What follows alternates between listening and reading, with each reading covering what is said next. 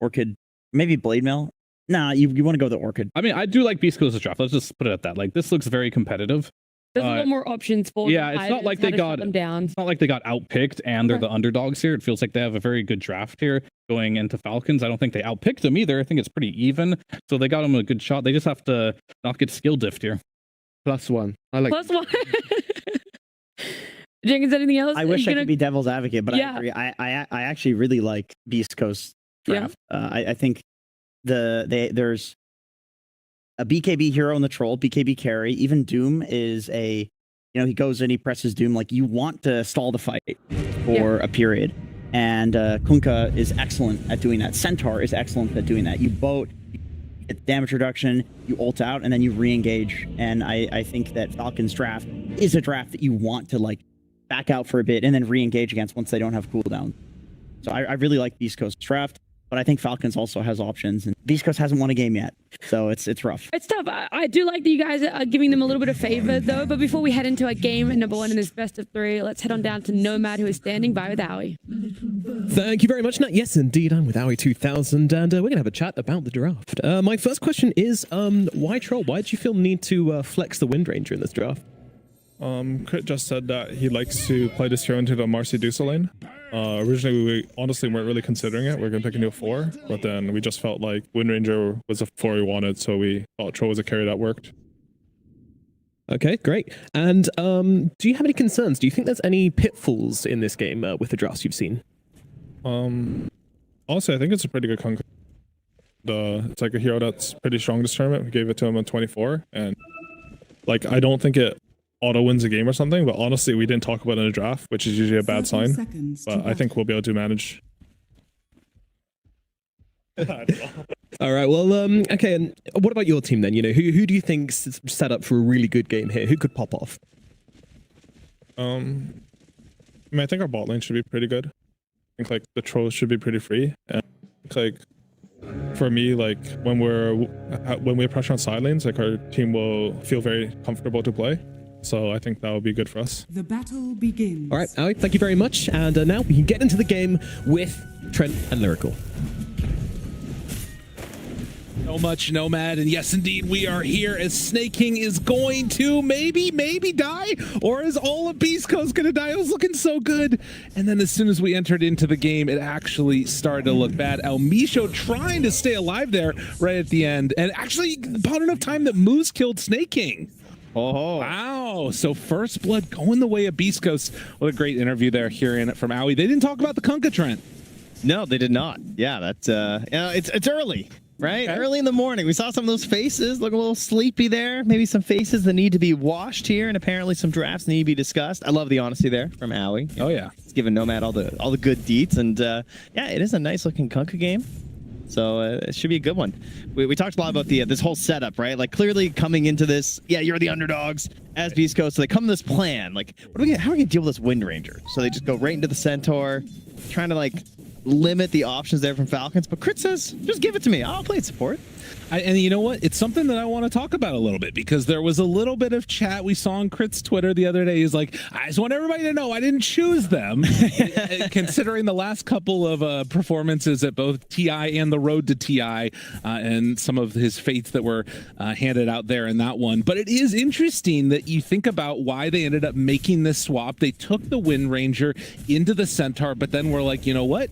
We're going to give it to Crit because he feels like it's good in this lane. And obviously the focus fire against the Dusa later on, if he can build into a diffusal blade, that seems awesome.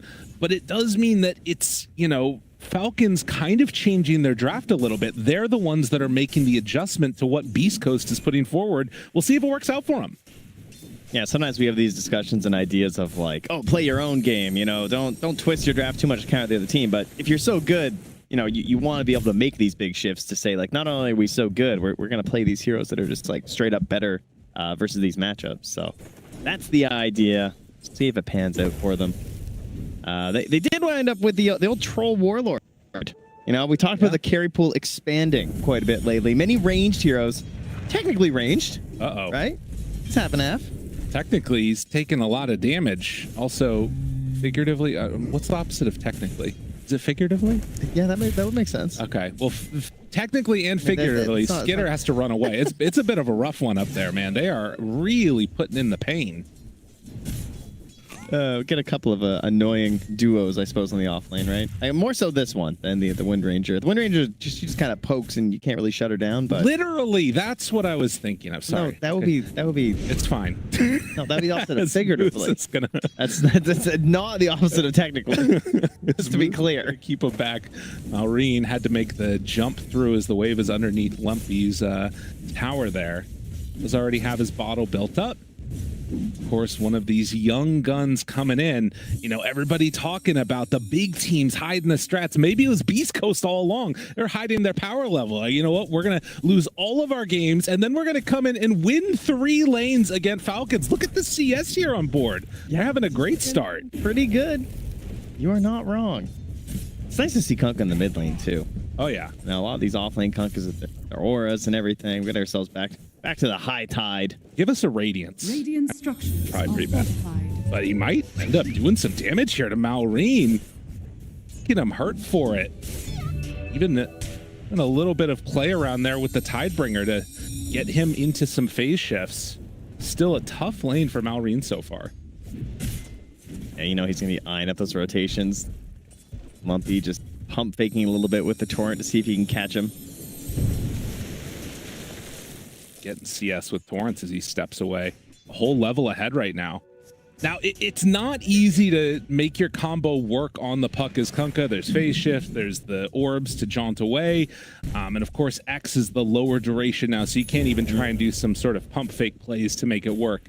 But maybe with some rotation, if you bring in something like the Marcy or the Batrider, they could make some type of a play there. But honestly, just winning the lane is pretty nice too, because there's no pressure on these other lanes. They're having a good time. Yeah. As I say that. Yeah, Pake, remember, that's a low HP pool once that mana's gone. Jumps off to the side, gonna pull Crit back further. Now Crit, he's a little bit out of position. The Gorgon's grasp. Now here's the thing. New Dusa. Crit said that he liked the lane against Dusa. Was it this new Dusa? The Gorgon's grasp. Nobody expects it. Interesting. Yeah, I mean, you're talking this idea about like winning these lanes and stuff, and just like trying to pressure the puck and shut them down. But if you're just stable and you have this lead, like you have the Medusa, so yeah, you are just kind of chilling. There's certainly pressure here on Falcons to be the ones who are making the rotations. They don't really want to be chilling. There's nothing worse than playing a puck game where it feels like no one else in your team wants to fight. That's just depressing. That being said, as long as you have the right mindset of just like farm like crazy, it can still work on the hero, but it's not going to be as effective as some of those other scaling mids. Puck wants to fight as much as you can, especially when like you want people like diving the tower to rotate too. Speaking of diving the tower, there might be a little bit of a move coming in, although the TP rotations with Batrider heading over that direction. They missed the rebound. Elmisho, not a ton of mana online. So with the Gorgon's grasp, will that be enough to take down Amar? It is looking like the answer is yes. 3-1. Everything right now going Beast Coast way. Painful there. It's more well-known heroes here on the Doom, losing one early. And I mean, I think that's an interesting little dynamic here too. Is Radiant's middle tower is under does have a shield rune, so that's going to keep him a little bit more tanky than he would otherwise. Pull this guy all over the place. Elmisho still on the hunt. More mana for the flame break, but you get another stack here. I mean, I don't think this results in anything other than just being a nuisance. I mean, very annoying. It is really annoying right there. I mean, it's funny because there's like zero. Gives him the smile. There's no way he dies. It's like impossible. Yeah. And yet he just still keeps chasing and forcing Malrine to just have to go back and be like, this is so awkward. That's pretty good. And he snuck that ward down too. And that time means that they can make the move over here for Skitter. Do they have enough damage to find a kill though? The Torrent follow-up connection is there, not quite level 6. And well, with another round of double edge, another stomp in a moment. Does he manage to get out of here? I mean, Troll is living a long time. Well played by Skitter to get himself out of that. Was close. Oh, that pressure on Malrine, though, meant that he couldn't rotate. That's the dream for a puck, right? Like, that is where a puck should be, TPing into the tower and coiling 2 heroes. But he was so low in HP and mana, they couldn't actually make the play. Instead, he's running up here. What is happening? This is a crazy day. They're going on in, now trying to find Snake King. Crit with the rotation, Lumpy low, tries to find the finish. They get down one, but now Malrine, after all of that, has made his move over. Vitaly in trouble, silenced, has another stomp, but a double kill. Oh, Crit's not done. A little bit of retribution coming back the other way as they find moves will bring him down too. Good play from Falcon. A little bit too far there. Bit too close to the sun from Beast Coast, losing 3, ties this up at 4-4. That lead falling to the wayside now as Elmisho's going to take the time to push in the mid, knowing that he can't be caught by Malrine at the moment. Man, and that was like a late puck coming to that fight too, right? Like he didn't even get the orb damage to start. He was just able to limp his way in there to throw out the coil, but that's all he needed. Well, but I think also to be clear where the current state of the game is, I feel like that was needed from Falcons to kind of pull back this tide that was building into the favor of Beast Coast. And I'm not sure where exactly we sit at this point, but you look at these cores, they're all getting farmed on Beast Coast. Gabe, I have such good news for you, buddy. What's that? So what were we discussing during the draft when we saw that Wind Ranger come out? Well, the Focus Fire, we were talking about that a little bit, and Diffusal Blade. He's rushing Diffusal. Okay. That is currently the plan. Yeah, I think that's the only thing that you can do at this point. I like it a lot. We'll see if that comes to fruition here. To get level 6, that's for sure. Amar, nice little step back there, able to get the Gorgon's Grasp. The latch is going to connect, and I'll quite finish it off. Can't miss out on the coin flip there, pretty much, right? Is he going to dodge right, dodge left? Who's low? Snipe. These are just the warning shots. Skitter? Crit's dialing in. Yo, what is happening? Everybody's here again. They pull him back in, trying to take down Skitter, decide to go for Snake King instead, and now they're not going for anybody. Elmisho, he gets brought down by the troll. Big Snake goes out, connects onto Skeeter, but he's fine. Crit's not done yet, though, with that wind run. He wants to keep on pressuring. Feels invincible. Love to get a kill here at the juke. Nobody misses 3 shackles in a row. Come on, Crit. Oh, they got him with the coil. All right, that's cheating a little bit there, but that's fine. I mean, he didn't hit him with the power shot, that's for sure. As Amar wants to run down this Centaur. It's a big HP pool. You know, some heroes, you doom them and you can just walk away. Centaur, not so much. He's still queuing up that blade mail and going straight into the Orchid afterwards. Yeah. Paul? Panel was talking about that build as well. Yeah. Super solid versus the puck. Puts a lot of pressure on the itemization that the puck is to go for. Slows down the offensive possibilities because you probably want to get that Yules. Mark's there to secure the invis. Right, still holding on to this bottom tower here. One rather comfortable with. They're going to cut the wave up top. New treasures. Oh, it's the venomous volley. I was wondering which of the facet shoe is going to go. So every 5 attacks, it's the poison that reduces movement speed, attack speed, and cast speed. Good old cast speed slow. I don't know if I've actually got a chance to see that one on core Medusa. But Dire are scanning. to be fair, I just haven't seen them. Yeah, when we do, it's support Medusa.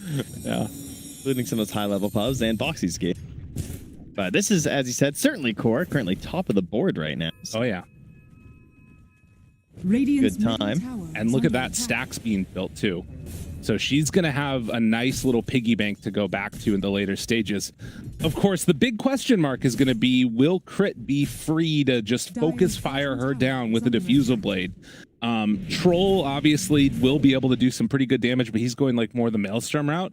It feels like this is really Wind Ranger's game to try and shut her down if possible. yeah, and that was something you brought up when we were talking about during the draft, is like, if they do that, if they go for this focus fire build with the diffusal, like that puts a huge target on Crit's back. And then how much can anyone else target the Medusa? If Troll has this Gleipnir, doesn't have the same itemization, if the Wind Ranger's dead, how much of a problem will Deuce become? Who's onto Snake King, pop an ulti. Overgrowth is there. They make the move over from Malrine, and well, this is love to be a kill without the coil, but they end up dropping it. Okay.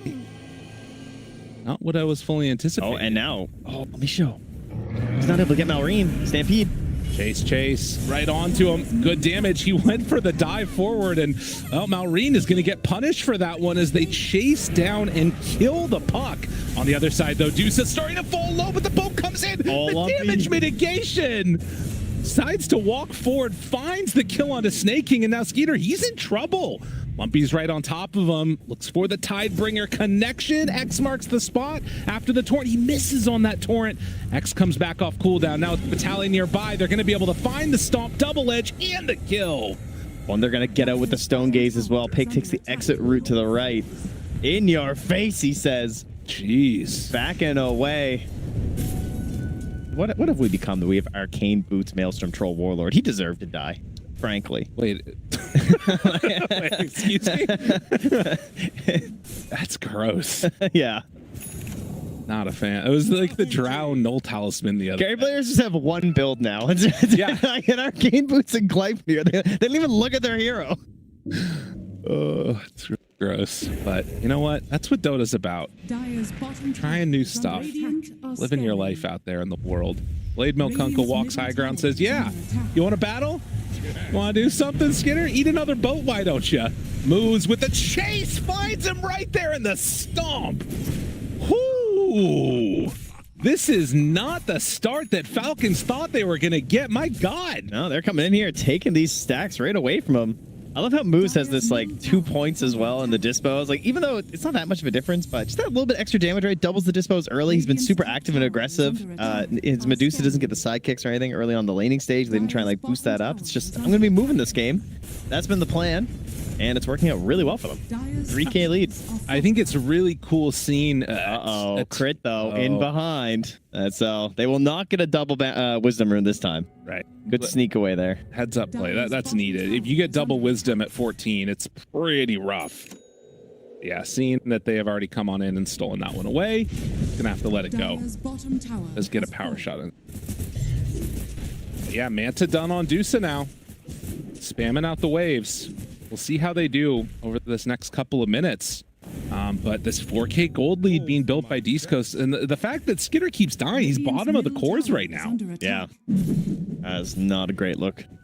Troll Warlord here, and of course, at least it is the Maelstrom into the Gleipnir, so this isn't your Battle Fury Troll who's like in total disaster mode. Right. Well, I guess you could look at it two ways.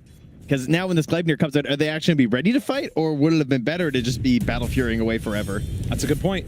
Yeah, I mean, so far it's not looking good. I mean, if Medusa's getting into her next item, you're in some real trouble, and will happen if you keep on finding these kills and find Skinner again. The Flame Break pushback lasso will be. Oh wait, he doesn't have mana. All right, but I got the X. It doesn't matter. They find and kill again. This troll going down.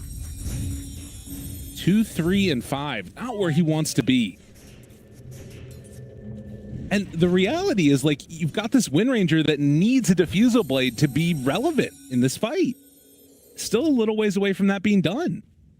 Yeah, it's coming up soon. I mean, soon is, I guess, 1,000 gold recipe is a little painful these days, but that will be the next plan here. I mean, you have Doom Midasing away on the side lane, so Falcons, of course, pretty stompy this year over a lot of teams. There's actually not that many games where you're going to find them having to make the comebacks. Team Spirit, they love losing early. Team Spirit are classic. You think of them as like a bit of a Titan of Dota right now, but many times I have seen them in such a similar situation, and I trust them to make that big comeback. Falcons, you don't often see here. Right. They haven't had to be put into that position.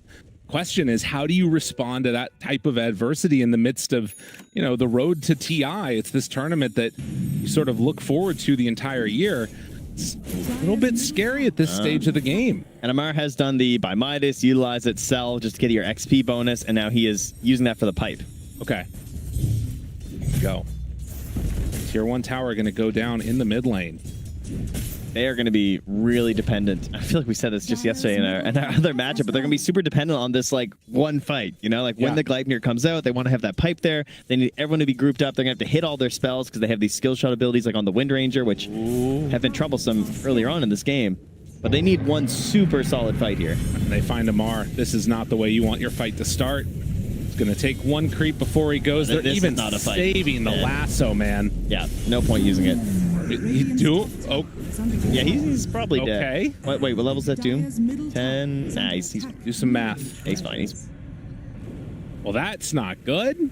Trent, that's not good at all. No, I mean, they're playing a super split game because they kind of have to. They feel like they can't fight the 5v5 right now because the troll's not ready.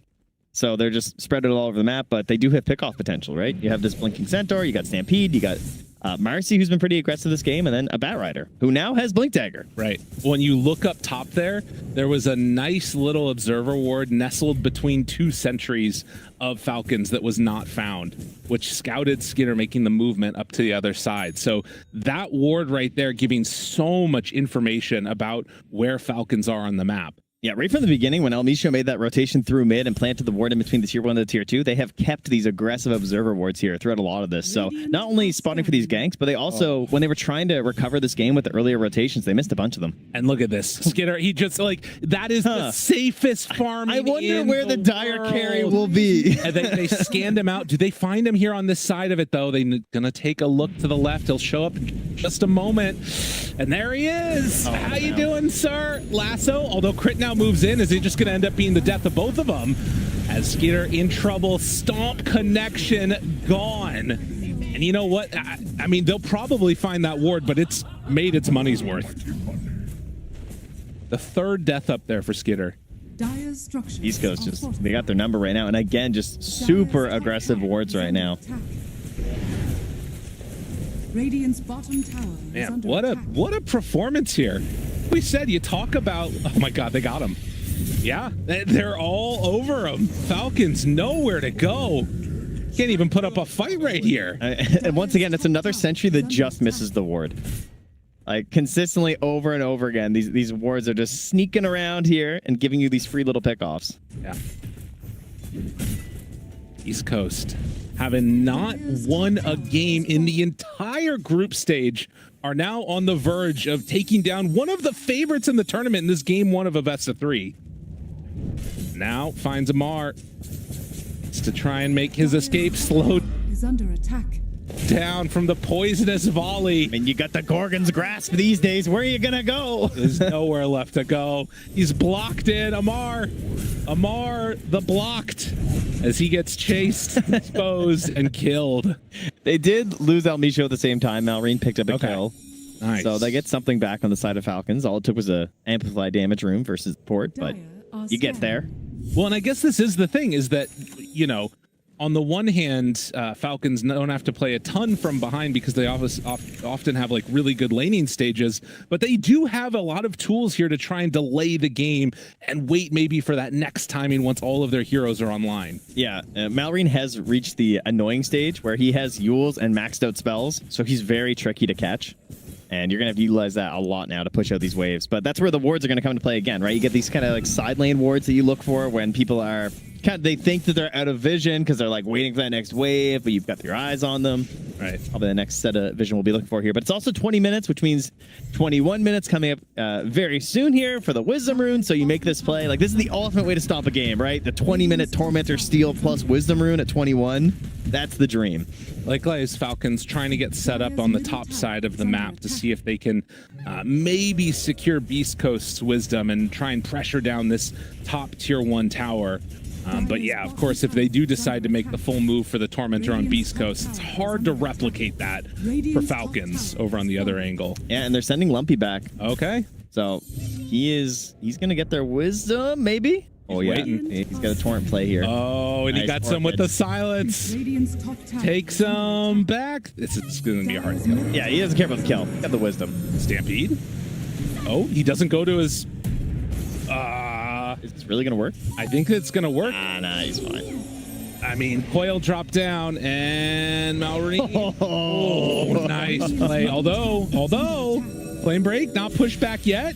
Still in trouble. There it is. They get the Orchid. Second salvo. Boat connects.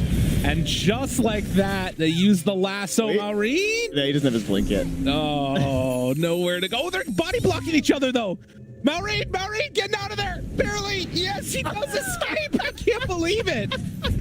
All right, well, they give him a little bit of a tip. Unfortunately, wait for it. Does he take down Moose? Moose gonna live.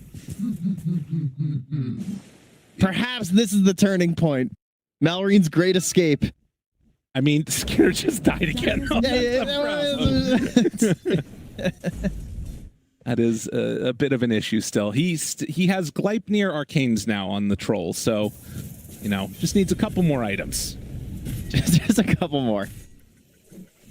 I did not come into this game expecting to be looking for the many ways that Falcons could get back into a match. Right.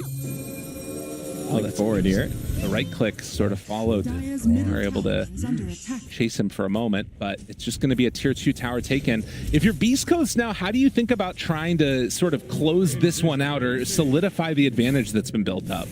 Definitely a no panic and just protect your Dusa, right? Walk behind her. That's one of the best things about Dusa is that she simplifies the game in a lot of ways. Right. She's just a stupidly super tanky siege wagon. That is pretty nice. Catching some waves. The hardest part is balancing your attempts to kill Puck, because you're going to see this Puck constantly pushing out the side lanes. And so the idea is, how do we balance wanting to punish and kill this Puck? Oh, okay. God, that was getting a little spicy. While also protecting our Medusa. Yeah. Oh, the Gale Force. Okay. That could perhaps help pull the Medusa out of position. And Crit does have the Diffusal Blade now. I'm going to actually go in for a Dragonlance. He did have a double bracer queued up after, but decided that might not be necessary. Went for the 2 circles instead. One of the problems is that this butterfly is actually about to be done. It's completed. I mean, that's really scary. So that was a good idea, I gotta say. Butterfly versus Troll Wind Ranger. Yeah. Yeah, they're going to be hard to kill. There's no two ways about it. This Aegis could be like the nail in the coffin if they decide to go for it even. I mean, how do you kill this hero if like everybody's around him? Even at high ground, I don't think it's easy because they don't have like displacement heroes on the side of Falcons. Gonna be a tough game. See how it goes. Centaur has not decided to go all the way in for the Crimson Guard yet, which is a little surprising. Eyeing up a Yules at the moment. I mean, I don't think they need the damage reduction. Yeah, you're right. Like, I'd rather just have the catch potential of the Yules. Dire's courier has been killed. Snake King. Radiant are scanning. He out. Realizing what's from there. Show groups with the rest of his squad. Gonna push out this mid lane in just a moment. Yep. Captain Moose has the gem coming out here. This is like the closeout item. They just want to play behind this Aegis. Wait a minute. Secure the map. Opportunity here. El Micho in a bit too far, and he gets punished. You saw it, by the way. It was like a 9K gold lead a little bit ago. Falcons getting some freedom on the map, and they're starting to close that gap a little bit. Yeah, and you know they're going to be getting in behind, catching these waves. They will not make this easy for you. No, it's not a free win from this point forward, even though they have a lot of the tools they need. Still, nothing comes easy. Range creep. Don't know if it's going to get in range. Try and take this wave with them. And it looks like they are eyeing high ground. Okay, even without the Bat Rider, they feel confident in this. Which, fair enough. It'll take them a while to get here. But it is a treant, so, I mean, you can already see the living armor going. You kind of have to commit. Yeah. No, they if they're making this move, it needs to be a dead tower. Shackle. Use a glyph now. Another wave coming in behind. They do not have the troll in here at all. He's out on the map farming at this point. The illusions keep on beating it down. Doing mana burn. Malreen's smoking in behind now with crit. They find Snake King. Oh no, you need everything for this fight. And they are not gonna get it. Malreen tries to take down El Micho. Good damage out there, but still living. Nice pipe. And look, I mean, Deuce is still just standing there. Yeah. People are fighting. Big one mind, one plan here.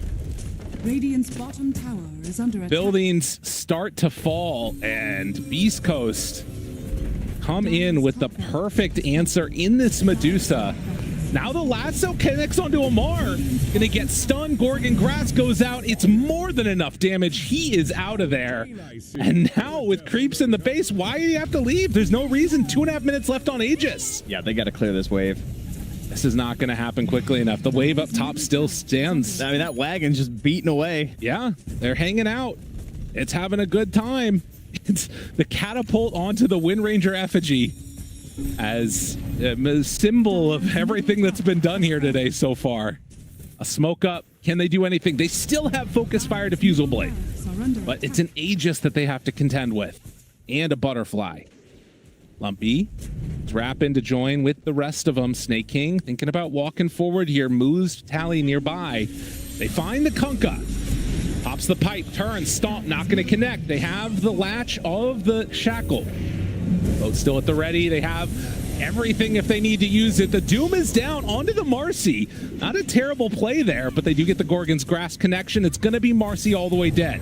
Do they have any more? Stomp, Stampede all the way forward onto Amar. Buyback from Moose. Trying to get out of there. Got to be careful. Oh, good torrent connection. The boat is going to land. And now Skinner jumps forward, finds him. That's Lumpy dead. An opportunity here with the lasso down. Skinner's still out in no man's land. He is going to get whittled to death. With 2 heroes dead, 1 on each team. Looks like finally Beast Coast might play a little bit safe here. Dire's middle barracks. 1 minute left here on the Aegis. They got some good picks there on the side of Falcons, of course, but it costs you a couple things. Death of the Troll, buyback on the Treant. You force the buyback out of the Marcy, but you're not getting these big kills. Like, you can see what they're trying to do. They're trying to attack the surrounding cast of the Medusa, and Pick recognizes that. That's why he's gone for the Scythe, because he knows he's already indestructible. Right. He has the Butterfly. Can't really kill him. He's got enough damage. Just wants to make sure that they don't just blow up his allies. So has this Scythe to essentially protect anyone around him who tries to get jumped by the puck. Now, there is going to be another scary window here as the Aegis is coming closer. I mean, you can still die on this Medusa. It's possible without the Aegis. See if Falcons decide to make the move as Troll is respawning. Kunkka still a little ways Here comes away. Crit, level 12. Shackle, gonna latch. He wants to save it for post-Aegis. 10 seconds left on this Aegis. And with that, are they gonna chase? Oh, it's a little bit too scary. There's so many creeps in the base. Yeah, they know their limits on Beast Coast. Well done. Okay, they're smoking and gonna run back in. I mean, if they get a pick off, it's awesome. Are scanning. Snake King, an opportunity to catch one. Stampede jumps in, finds Amar. There's the Gleipnir, now the stomp onto 2, trying to do the damage. It's not quite enough. Managed to find the shackle latch. Amar getting lower and lower. Is going to eventually die. Snake King gets the overgrowth. They push them under the tier 4 towers, but it doesn't look like it matters, although maybe with the buyback there's an opportunity. And she's going down, no Aegis. Medusa dead. That is what they needed. That's what they were waiting for. Moose is going to die too. They went in too far. Vitali trying to get his buddy out of there, and it's just going to be enough damage to take down that Kunkka. 3 dead for 1. Falcons managed to hold off this high ground. Oh, you could see the hesitation. Almisha wasn't going to go. Yeah. He was not going to jump. He was like, okay, we can maybe get a cheeky pick top, because you know someone's going to come and clear that wave. They're going to think we're gone. And Almisha goes to high ground and backs. But then Vitali pops the Stampede, and he's like, well, we popped Stampede. Right. I guess I have to go in. And then he goes for the lasso, immediately gets Gleipnir. First time he was useful in the entire game. And that's what forces this fight. Man, what a close one. And again, you know, you can see if the Medusa runs out of mana, if you don't have that Aegis, there's an opportunity here. This focus fire just ripped her to shreds too. To be fair, the mana was already gone. Oh, yeah. Point is, Crit just kind of got forced off to the side. Man. Well, a big win there, cutting this lead down. But the question is, has there been too much damage already done by Beast Coast? You're down with no more tier 3 towers. There's only 1 set of racks left. I mean, certainly, if Beast Coast managed to get another Aegis, it's going to be megas. Yeah. There's almost no way that doesn't happen. So the question is, can they contest that? Now, there is a chance that this, like, if it's a max Roche, it might not be bottom. Okay. But you can pretty much bet that it will be bottom. It's extremely likely it's going to be on bottom Roche. So you could definitely just, like, set this up with the vision. Like, right. Come, you know, a minute from now, start prepping your vision, because, yeah, I would say Aegis is the win condition here for Beast Coast. 20. Radiant Medusa, very far ahead of everybody else, but is a hero that has these limitations. The mana, once it runs out, you die pretty freaking quickly. Vitali does almost have the Crimson Guard completed, but the lead has been cut down to just 6,000 gold. You can see that swing that happens. Still a very strong lead built by Beast Coast. Can they close this game out? Oh my God, was that a Monkey King bar? What the heck? Crit is He huge. needs it, yeah. Okay. I mean, that changes a lot. Yeah, now, I don't know, dude. Like, can she, like, alone solo Dusa if there's nobody else nearby? If he can get to her, he can't I guess solo there's her, hacks, but he can do a lot in terms of, like, if he hits the shackle, he can definitely do a lot to her mana pool. Yeah. Veteran Crit gonna need to make it done here on the big stage. See if he can find it combination with the rest of the squad. Smoke up now. Oh, it's a pretty quick Roche as well here. If they get a pick and go back to check, they might find it, but it's a smoke from Falcons here to the east. Pake's gonna walk right into him. Oh, jump, chase! Force Sap, getting him away. Focus fire, everything available, but they can't quite get him. Medusa very, very low, already doomed. Crit wants to target. Can they bring him down quite in time? All the mana gone in the world, but they get the extra control. Skinner chased down, and Medusa is dead again. The rest of the team, they don't have anything to do damage in the rest of this fight. Falcons, they might have found the perfect opportunity here as they take down the Medusa away from her squad. You're and never that's out, 3 man. dead. You're never out when Doom's in the game. What? The 4 protect 1 versus the Doom. They're so dependent on this Medusa having a good fight, and just, I mean, he even had the sense to like Manta and send them up, but that almost made it worse. Yeah. Because they're like, oh, well, that's the real Medusa. Instantly, we know there's one Dispel down. God. She's not going to have that. The Roche was fast. Now it goes to Falcons. The win condition's out the window. And I mean, it was just free. You know, he holds the scythe till Crit shows up, manages to get him within in a second here, but then doesn't really end up mattering. You know, it's just way too much. The rest of the team was not there in time to help him out, and They just swarm her. the overgrowth that came out there at the end too. I mean, you gotta find a way to keep her alive. This game has been looking so good, but I mean, it kind of doesn't matter all these racks down and dead now if you can't win a fight. And in fact, I mean, Falcons, they now have the gold lead. I'm not seeing what's stopping them. How do you a win fight from that's here? not that disastrous? There's still problems, right? Like, there's still some problems. Troll doesn't have MKB. True. You know, if this Medusa isn't doomed immediately and swarmed by the entire enemy team, the fight will probably go better for Beast Coast. But yes, now there's an Aegis on this Troll, so some other problems have now arisen. Yeah, And find some good solutions here if you're Beast Coast. Skinner still does like no damage, it feels like. Like, look at this. It's really close to the end there. But nonetheless, time will tell. We're going to see an Aghanim Scepter coming out for Lumpy. Oh, did he actually finish it? He has 3 components of it. Ah, I see. Hey, he's been thinking about that a lot. Erase moves to the Wisdom. Just like that, it was a big couple of changes that have happened over the last couple of minutes. We can listen in now to what was going on in those pivotal moments.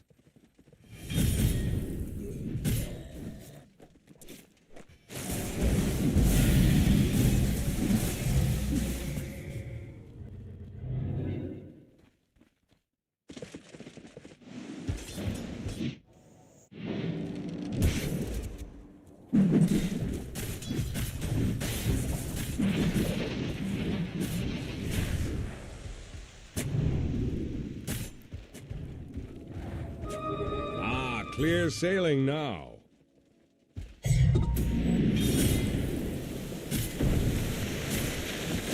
You can see right there, just all of the emphasis coming in was all about that Deuce in those fights.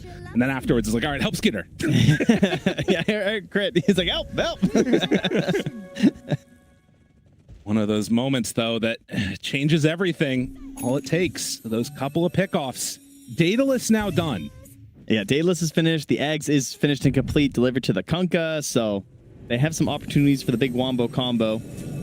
And, you know, recognizing how important the split push was, Malrine did pick up that Aeon Disc a while back. So being able to just catch all these waves, split it out, that means that they're pretty unlikely to catch him and get the punish. And Falcons can pretty much force the fact that it's going to be an Aegis fight, you know? Like, I don't think you're going to be able to pick off this puck and feel like you have a good numbers advantage. It feels like it's, if you want to go for a battle right now as Beast Coast, it's probably going to be 5v5. Right. No, absolutely. And I realistically, they're calling like they want to go down that lane. I mean, I think you can. I do think they're strong enough. Like, if they can actually just force that lane, right? Because, like, look where the creeps are top, right? They actually have sort of an opportunity here. And it's really hard to get the creeps in this position. They can try and push the creeps up and see if they can force somebody to come out that's not Puck to maybe get a pick with the bat. I think it's probably your best bet. I mean, I guess that is the other dynamic here too, right? Is that, I mean, it doesn't, I'm not sure if they're actually going to go for it now. It looks like they're just pushing out the lane, but I do kind of wonder, like, you want to take the safest route possible of like waiting out this Aegis and then making the go. But I do also wonder, like, if you wait long enough where Troll finishes this MKB, if you wait long enough where Amar gets one more item, are you fighting from a position that's like impossible to win a fight at that stage? I actually think they're trying to force it before that. I think they want to fight like now. Yeah. I don't think that waiting's going to do you much good. I'd rather fight Aegis Troll than MKB Troll. Yeah. Because maybe there's a chance your Medusa. Maybe you could argue that if the Troll's on the Medusa anyway, it's going to be a bad time. I don't know. Because, you know, she still has the miss opportunities, right? And she only has the Manta, right? So maybe she just can't swing the whole fight anyway if Troll gets on top of her. I mean, they're in position right now. Wonder how much that they can get done as creeps are already towards the tier 4s. Solutions go out. All Falcons retreat back. Top tower Your is under admiral attack. is on board. Seems that they are just going to wait it out. We'll see if it comes back to bite them. I mean, already there's a couple of, you know, moments in this game that as Beast Coast you're going to be regretting and looking back on, regardless of what the outcome is. That high ground dive that came out with the Stampede is definitely one that they're going to be thinking about to make sure they don't make any more. Malrine, slippery escape. Oh, yeah. A few key moments in this one. I mean, that's the thing. You're playing against one of the best teams in the world. Any mistake that comes out, they're going to punish. Tier 4 neutrals, though. Ogre Seal Totem, taken by Moose. Who, in his own right, you know, Marcy can do some good damage, even though it's the lowest net worth hero in the game. Yeah. No BKB, though, so. Right. That does make it a little bit tough. That steady decline in terms of that green line. Still big Dusa believer, though, Dota Plus. Yeah. 78%. Radiant's bottom tower is under Malrine's attack. almost 25, though. Might be by the time this fight actually happens. Oh, they have a creep wave mid. Are they just going to walk high ground? Medusa Illusions are going to push it first. Maybe wait and see if anybody TP's back to defend against this. Radiant's bottom tower. Or do they just go for it? The TPs are going to take too long. I think they're going to go for it. Yeah, they're just going to try and get the megas. All right, I like this. This is a bold play. Anyone else? Team, help. Going. Just step forward with the Medusa. That's one down. I mean, they have the glyph, but they don't even force it, unfortunately. Okay, so it's just the range racks they got. But hey, no one died. Death by 1,000 cuts. Definitely counting that as a win, I think. Oh, yeah. For Beast Coast. You get up there, sure, you give a lot of farm away to the other side. Puck gets 25. Coil pierces immunity. Guess what? Medusa doesn't have a BKB. Real carries don't buy it. Do you know what I'm more worried about than even the troll MKB? It's this crit BK almost done. That's real scary. Yeah, that's pretty much going to force the lasso, it feels like. He's only level 16, so he doesn't have the full attack speed. Okay. Of the 500 with the diffusal, you know? But he's farming. Staying out there. On the map. Either down to a 6-second BKB. Crit gets his delivered. 9. Do they decide to go again? Pipe, Crimson, Dusa with Butterfly, a lot ready. They're going to send out the illusions first. Lasso finds one. Not a bad one to get. Snake King in trouble. Snake King dead. Does have buyback. Buyback status. It's on everybody except for Crit and Moose. Can't quite get him there. A little stats resistance. Again, chasing. Amar looking for a wraparound now. Wary of this. Yeah, they have that buyback on Snake King, so. He's smoked up. Moves. Glimmer Cape breaks the smoke. They see him. Now got to be careful. Run away. Jump forward. Wants to find him. Do they have it? The coil is already used, and now the focus fire. It's going to come out soon. Already down to about only a quarter of mana, but the damage being done is so insane. Where is the James? But they get stunned. The bash was there right at the moment. Crit coming in, trying to take him down. Malrine pulls everybody in closer, but Medusa, that's the buyback. Now Yule Scepter lift up onto Crit, trying to chase him down. The stomp doesn't quite connect in time, but now they have enough for the finish. That's 2 dead, no buyback. And with Medusa coming back in, they look to end this right now. The Hex is there, in your face, Beast Coast. It was getting a little bit dicey, but eyes on the prize. They're going straight for the tier 4s. Buyback from the puck. Are they going to be dissuaded from going any further? Tier 4 is ready. That's the glyph now. Now they back away to go get megas, or they're just going to try and end it, I think. Amar's selling items. He's trying to get the refresher. He sells enough for it. Refresher. Hurry, Courier. The facet. Get back to base. They needed a time. Silence is there. Roche getting lower and lower. Yule Scepter lift up. He's still fine for the moment, trying to move in and find anybody, but the Hex was there. He doesn't get it off in time to Doom. It's not quite coming out. The boat is used. The base is exposed. Everybody focuses it down, and GG is called. Beast Coast win an upset in game number 1. Oh, they've got to feel so good about that right now. Yeah, okay. It got a little spicy, but you know why it got spicy?